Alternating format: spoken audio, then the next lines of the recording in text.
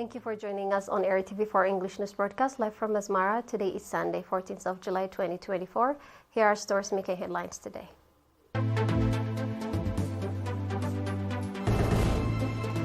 Henok Muluburhan wins green jersey at Tour of Qinghai. Congress of Public Health Professionals Association conducted. U.S. to start deploying long-range weapons in Germany in 2026. NATO threatening global peace and stability, China claims.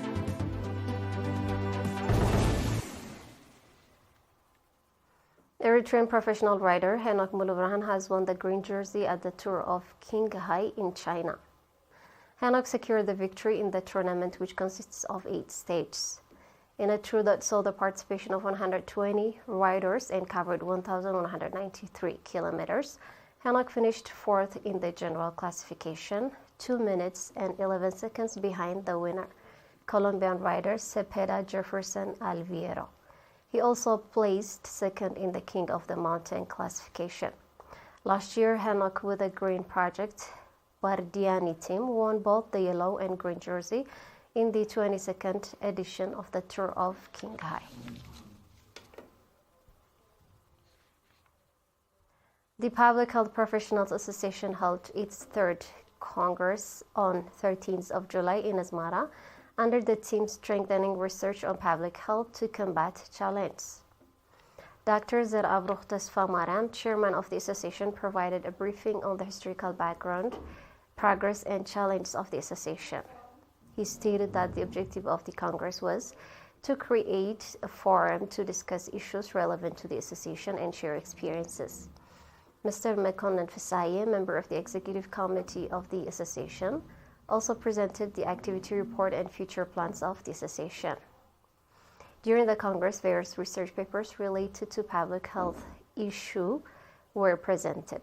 The participants conducted extensive discussion on the presented research papers and adopted various recommendations. The Public Health Professional Association was established on 26 of August 2017 under the auspices of Ministry of Health.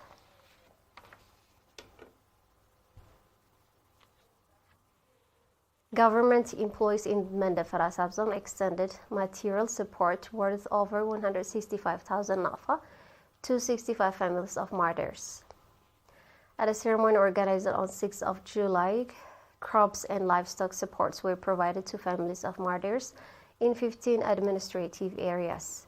In a similar gesture, the Taxi Owners Association in Mandafara subzone has taken on the responsibility of supporting 5 families of martyrs. This was reported by Mr. Abdel Hafiz Jahar, chairman of the association. Mr. Hizkias Wuhbat, administrator of the subzone, commended the initiative taken by the government employees to support the families of martyrs and called on others to follow this noble example. Those were local news updates. Stay tuned for international news.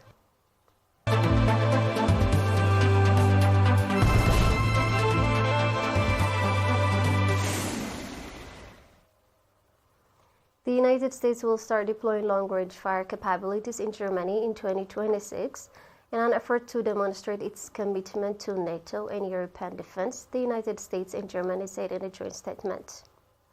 The United States' episodic deployment are the preparation for long-term stationing of such capabilities that will include SM-6 Tomahawk cruise missile and developmental hypersonic weapons that have a longer range than current capabilities in Europe, the 2 countries said.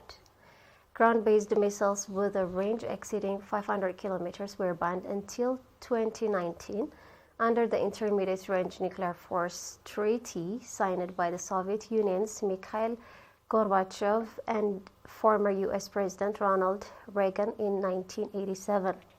It marked the first time the 2 superpowers had agreed to reduce their nuclear arsenals and eliminate a whole category of the weapons.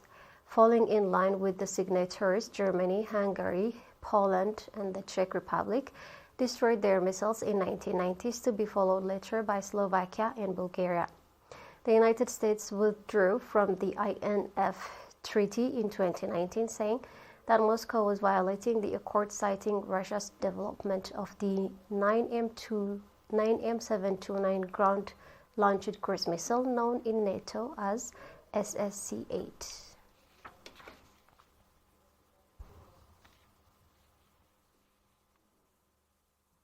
Chinese Foreign Ministry spokesman Lin Jian said that NATO is a threat to global peace and stability because of its deep-rooted Cold War mentality and ideological bias.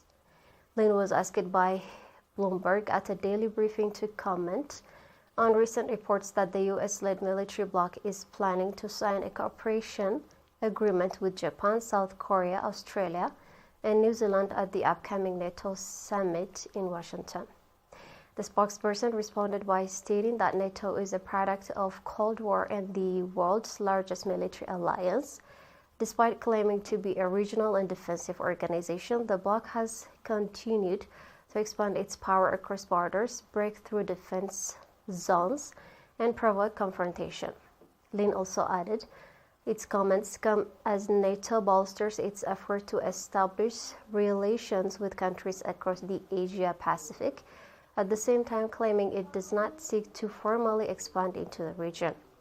Earlier this year, NATO Secretary General Jens Stoltenberg explained that the bloc feels that it must respond to the ever-changing security landscape in Asia, particularly because of the alleged Chinese aggression. This is not about NATO moving into Asia, but instead about the fact that China is coming close to US, Stoltenberg told attendees at the executive Davos gathering in January.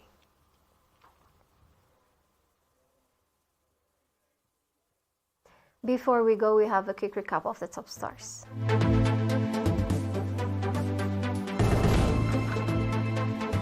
Henok Mulburhan wins green jersey after of King High. Congress of Public Health Professionals Association conducted. US to start deploying long-range weapons in Germany in 2026. NATO threatening global peace and stability, China claims. And that wraps up our news broadcast for now. Thank you for watching.